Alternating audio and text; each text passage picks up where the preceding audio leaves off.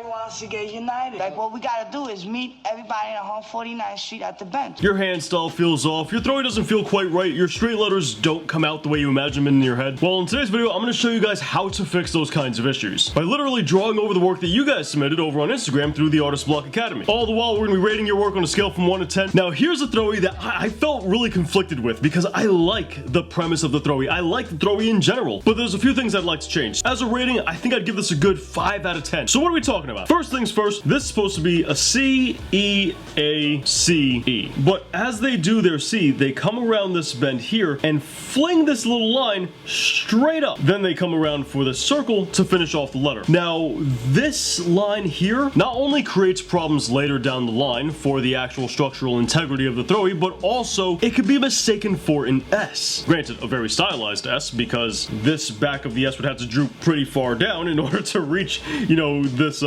lower portion for the open counter, but an S nonetheless. So that's something that we could get rid of, or we could keep the same. In one of my drawovers, I include it, and in the other one, I get rid of it. That way you can kind of see the difference between the two. But ultimately, it is optional. So there's a few things that jump out at me about this Throwie. One of the first things that I want to address is the overlapping and making that more uniform and more consistent throughout the Throwie, because here, the overlaps aren't really too consistent. These two letters overlap a great deal, to the point where the top of the E, the middle, and the bottom are all segmented from one another. They're not connected. But that's not consistent throughout the rest of the name. Sure, there is more segmentation, but the overlaps aren't this drastic. Next, we want to make sure that we can see our letter connect to itself. What do I mean by that? I mean, we want to be able to see the top of our letter connect to the middle and to the bottom. We want to see the top of our C connect to the middle, and we want to see the E connect to its bottom. Next up, this lower nudge here that he has on his letters isn't really consistently placed on the structure itself. It's pretty sloppy, and it's part of what causes that segmentation to happen. So we'll be addressing that as well. In our first iteration here, we kept the letters the exact same as they always were, except now all we did was make sure that this little nudge here happens and aligns with its stem properly,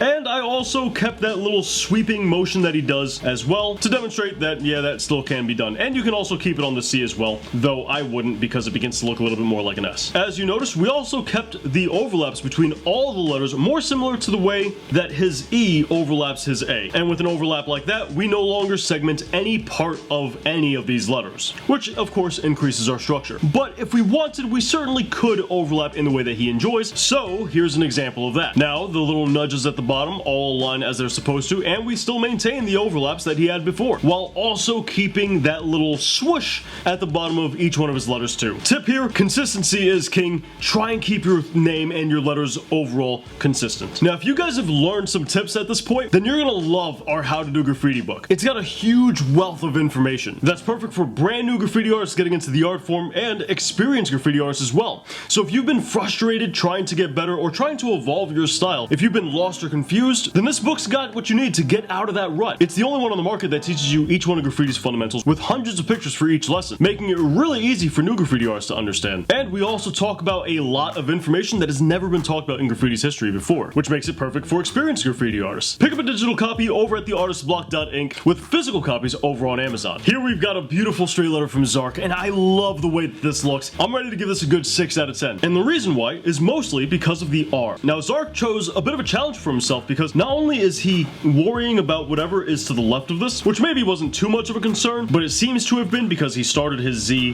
here rather than starting it here, but he also chose to run up till the wall. So that's gonna shrink and squish our letters as they approach that wall. But the R didn't have to suffer the way that it did. He did his piece small enough to where he certainly could have everything the same and had a much more refined R. And here's what that might look like. Before, we had this issue where we weren't really developing this open counter on the R because of how low this leg connected to that stem. So in our iteration, we thinned down this center piece of the R by bringing the leg up higher and extending the stem a little bit lower, allowing us to have more room. From there, this next one is really just personal preference. He does not at all have to do this. It's not by any means a fundamental mistake, but I included a little bit more positive space in here, and we extended this portion as well. And with that, you have a much more refined letter R and a better looking piece as a result. This YouTuber has some wild work, man. He's got some wild graffiti, and I absolutely love it. A good friend of mine, Vapur, who used to make videos on YouTube, submitted this piece right here, and I'm gonna give this a solid 9 or a 10 out of 10.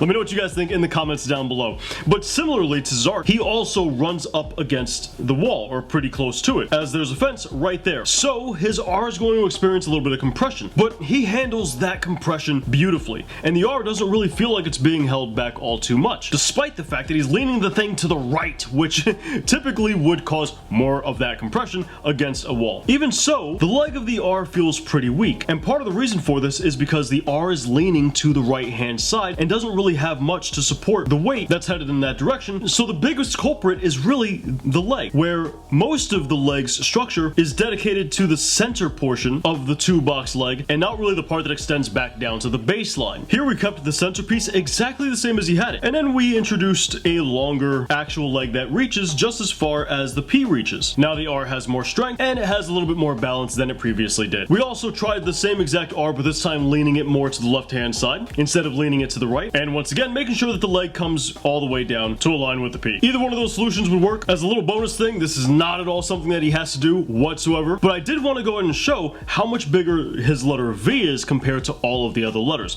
When we go ahead and we draw a box around the V and we compare it to the other letters, we can see that his V takes up substantially more room than everything else. So here we just made the V a little bit smaller, that way it's a little bit more in line with all of the other letters, but in all honesty, his other letters do a great job of not only balancing themselves, but having significant weight. So even though they're not size-wise as big as the V, they still have as much power as the V and as much presence as the V, so they're still comparable regardless of whether you leave it the same size or you make it smaller like I did, which I wanted to show this to demonstrate that really there's a lot of wiggle room with how you do things as long as you make sure your fundamentals are as good as Vapurs. Remember, getting better in graffiti isn't about being perfect every time. It's about seeing what works and fixing what doesn't. Huge shout out to everybody who submitted, I really do appreciate it. If you want to potentially be in the next critique video, then check out the channels over on my Instagram. And if you really want to start taking your progress seriously, don't miss out on our How to Do Graffiti book. You can check it out in the description down below. We have physical copies over on Amazon with digital copies over at theartistblock.inc. Both of them in the description down below. As always, we've got great graffiti content right down here with an amazing How to Do Graffiti playlist up here, and I'll catch you guys back here next week. Thanks for watching.